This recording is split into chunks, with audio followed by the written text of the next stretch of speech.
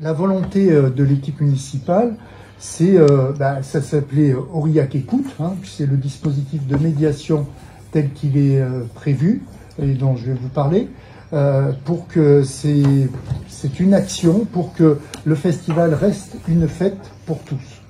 Alors monsieur le maire, bonjour. Donc une édition 2025 du Festival des Arts de la Rue placée sous le signe de la bienveillance et du vivre ensemble? Oui, tout à fait. Bon, le festival, ça fait 36 ans qu'il est sur Aurillac.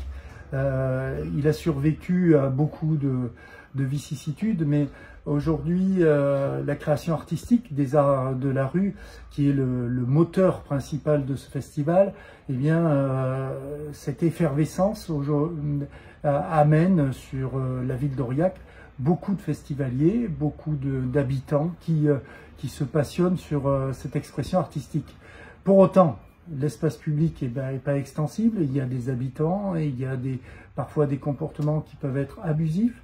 Et la ville, dans la volonté de soutien à ce festival, eh bien, considère que cet espace public doit être respecté à la fois par les festivaliers, mais aussi les habitants, et que justement le souci de vivre ensemble, du respect réciproque doit être essentiel pour que ce festival se déroule bien.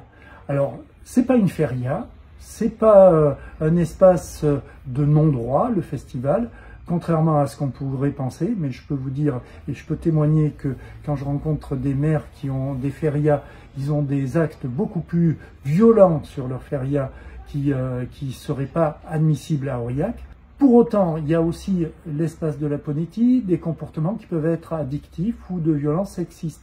Donc là aussi, nous avons pu, en utilisant bien notamment l'association des Catherinettes, qui a développé un très gros savoir-faire sur les manifestations publiques de prévention des comportements à risque en matière de violence sexuelle, APT sur les comportements addictifs, qui a aussi un gros savoir-faire.